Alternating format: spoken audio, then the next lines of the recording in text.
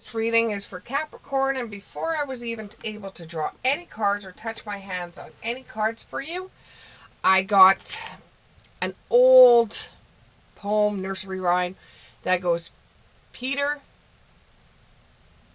Pecker picked a pack of pickled peppers.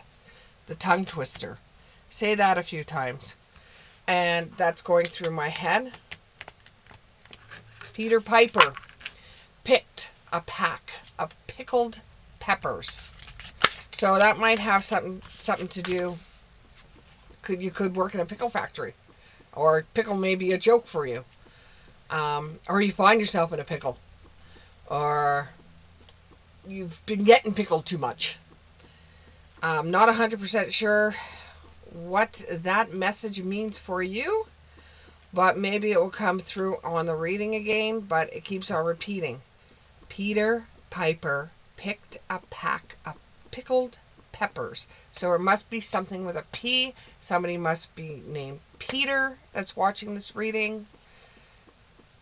Okay, so for your first card, you've got the Five of Pentacles in the upright. And what I'm getting so far is a masculine, and it feels like there's masculine and female energy. Maybe an Asian masculine energy that I'm picking up, where your name could be Peter. Okay, so you have the Five of Pentacles in the upright. You have the Six of Wands in the upright. And you have the World card. Now, the numbers are 5, 6, and 21. Your reading may involve Earth sign, Leo, fire sign, a Taurus, Earth sign. So you have Earth sign twice and a fire sign. And this reading is for Capricorn. So, financial loss, lack of mindset, isolation, worry.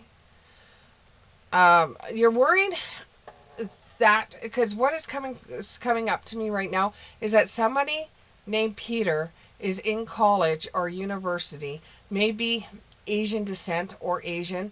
And I don't usually do readings just for one person out there. So if this doesn't sound like you, or you don't want to stick around for the other messages, and that's fine. Click off and go to a different person to read. But there could be a message for you, or you could know someone that's named Peter that has passed away. But this is coming out very, very strong. So it's a college student that had some kind of financial loss.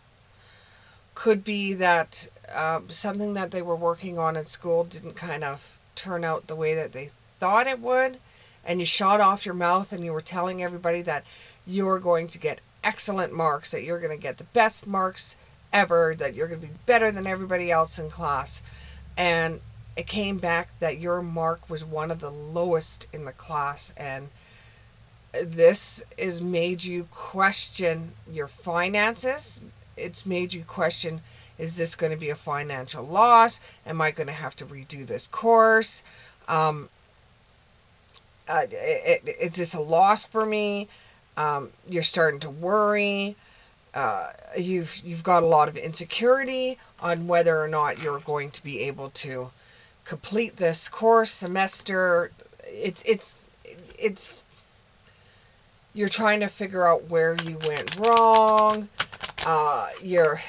It's really throwing you for a loop, because you thought, hey, I knew exactly what they were talking about. Maybe your ego got in the way of it. Maybe you were overexerted. Maybe you were studying too much. Sometimes this happens. Sometimes we have loss like this to teach us some kind of lesson that may be coming our way that we just don't know right now. Maybe you're a type of person that's never felt failure before or never felt loss before, and this is the only way that you're going to be able to feel it.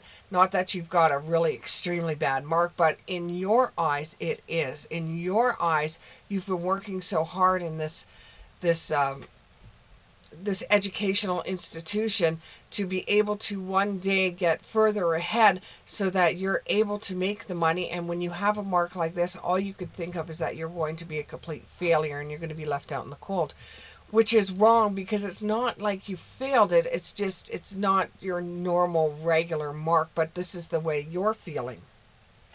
You've got to forgive yourself. You've got to put it behind you and say, well, maybe I'll go over this myself and relook at it. Maybe I made a mistake somewhere. Talk to who's ever giving you the lectures or your school and find out, well, where did I go wrong? You could talk to them to see if how you, or even if you can retake the test, even though they're going to say you got a good mark. You don't need to retake the test, but you could even be a foreign exchange student, and this is really unsettling for you, but you've got to forgive yourself. You are allowed to have marks that aren't perfect. Nobody in this world is 100% perfect. And as I'm saying that, there is running water somewhere. I don't know if you left a tap on, if you've got a leak at your place. There's some kind of running water. I can hear it. It's for me, it's very strong. You probably can't hear it, but for you, it's a dripping sound. For me, it's like a gushing of water, almost like a water. There's a lot of water. It's like a running water for me. Um, for me, it's almost like a stream of water, as if somebody's house is flooding. But for you, it could be just dripping of water, or the sink is filled with water because you're doing dishes and water's going on the floor. But for me, it's very strong. So if you have a chance, stop this video, go switch off that tap or whatever it is that's doing the water. You could even have some kind of fountain in your house that is running water, because it's a real strong running water sound to me. You have people that are watching you at this time, watching the way you do things, not in a way that it's stalky, not in a way that it's crazy. It's because they see something in you that makes them stop and think. And this is an older man, not in a creepy way, an older man that's very interested in the things that you do and has been researching you. It could even be that it could be a company or a job or someone that's watching you. It's almost like I could see them in an office with their hand on their chin, and they are looking at you and going, or thinking about you and saying, huh, that kid is pretty smart. So after you've got this blow of this work or this class that you didn't think that was good enough, since you didn't think that this class was good enough and you didn't get the mark that you wanted, you're just going to have to rest and rejuvenate and stop going over it so much. You have to put it aside, because it's just going to start getting involved in your other stuff. If you spend too much time thinking about it, it's going to be like narcolepsy, or even this reading might be like a spiritual narcolepsy to you. You're just like, oh my God, and you can't move. You're just watching continuously, watching and watching and watching. How does she know all this information? Sometimes I know all this information. I don't know how, it just comes to me. However, you may be tripping on the fact that you've got one mark that was a little low than what your normal is. But to everybody else, it was a pretty good mark. And it was lower than the others in your class, but it does not take your overall average down. It just means that you need a little more review in that one subject or that one area that you won't be working on anyways. But you just need a little bit more information when it comes to that. You're going to end up getting some kind of public recognition, and it's going to be like a victory to you. So what's going on in your classes right now is you're progressing through them. You're having a really hard time getting over the fact that you've got this bad mark, or you call it a bad mark, and it's making you feel a little bit self-conscious. However, the school is not looking at that as a blemish in your work. Your work has been very, very, very good. So now you are getting a public recognition for work well done. There is movement going on behind closed doors that you don't know about. Like when I say that there's an older person that's watching you from a distance that's sitting in it looks like an office, lots of books behind them.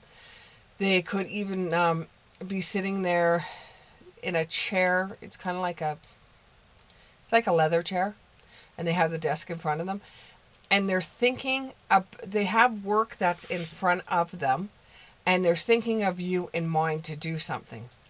So your public recognition is the work that you've done at school so far. And the question that you're asking right now, does it have to do with, and I can't hear the whole thing, but does it have to do with, I don't know if it's document. The answer is yes. The answer is yes. Now remember, this has something to do with a Leo. And you're going to get public recognition for this because the work that you do is really good, especially with the lab work that you're doing is exceptional. And you're getting looked at by representable companies that want to work with you when you're finished with your education. They're going to send you out an initiation, or they're going to invitation or something along those lines. This is going to be a new beginning for you. So just remember, the reason why your mark wasn't as high as it's supposed to be is because when you start into a field or a type of field that, like you're working right now, but what you get once you finish your schooling, you're going to be doing something different. It's a stem of, or it's a branch of what you're doing right now. And someone in a company is looking towards you. It might even be something that has to do with drugs, pharmaceutical, a lab work. And this is the reason why that test you had not got a good mark in, is because when you start in this lab, there's going to be times where your results aren't not going to be what you wanted. And having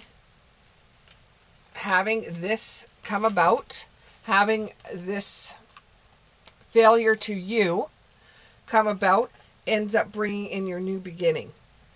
You're very curious right now, and this person is a stranger to you. You do not know this person, and it's not stranger danger, but you do not know this person. You do not know this company, but they've got their eye on you. They've been watching you, not in a creepy way, in a business sense way.